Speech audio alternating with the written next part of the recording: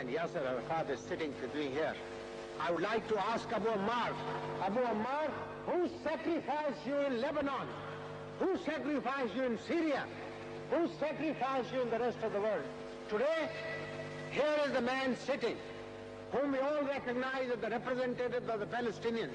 Where are the Palestinians today?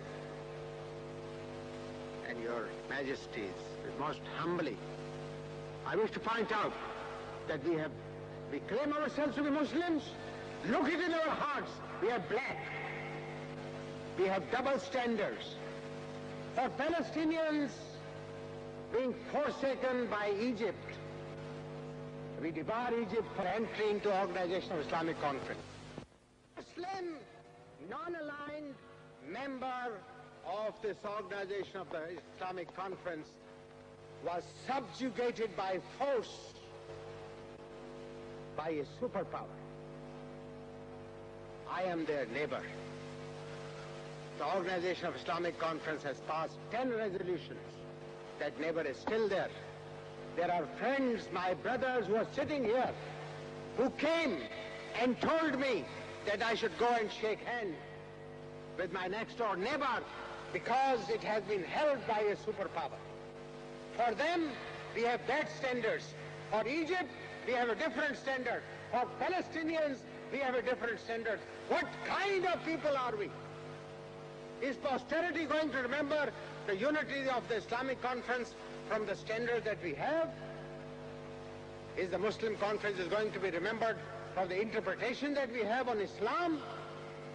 There is no ideology in Islam other than one ideology. And that's the ideology of Islam. Islam is not divided into factions. Islam is not divided into ideologies. There's only one ideology, and that is the ideology of Sayyid. Call yourself an Arab, an Ajam, an Asian, a Turk, call what you may. But if you are Muslims, then you are followers of the Prophet. Yes, you can have a different maslik of your own, by all means. But there's a rule of the thumb that if you believe in a maslak, believe it yourself. Don't touch the maslaks of the others.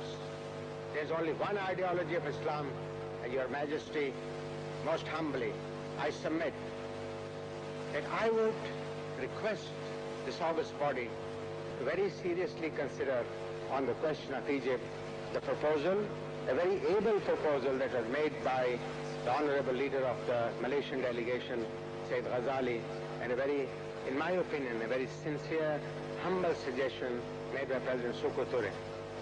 It's not the question whether Egypt should be allowed to sit here or not. It is not the question whether the Egypt should be continued to be debarred. The simple question is, this august body is an independent organ created in the name of Islam for the unity of the Muslim world. Aren't we authorized, Your Majesty, to consider even what Sayyid Ghazali has said, to review the situation?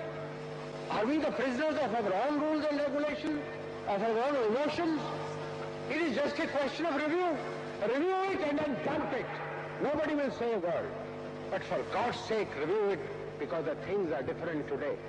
I am saying this one more point for which people do not know, and if we have double standards, and if we do not realize what it is, please consider what is good for us in totality. Please also think what is good for us individually. But do not mix the two, because we will then go down in history as unforgettable individuals, which will be not remembered in history whatsoever because they were so divided. We are talking about superpowers. Who is it that can tell me as to which is the power, which is the body, which is the authority, which has helped anybody for the sake of help? Most humbly, and I have a tremendous regard for my brother Sayyid Khaddam Hussain. Sayyid Khaddam says that we should only respect those who give in abundance.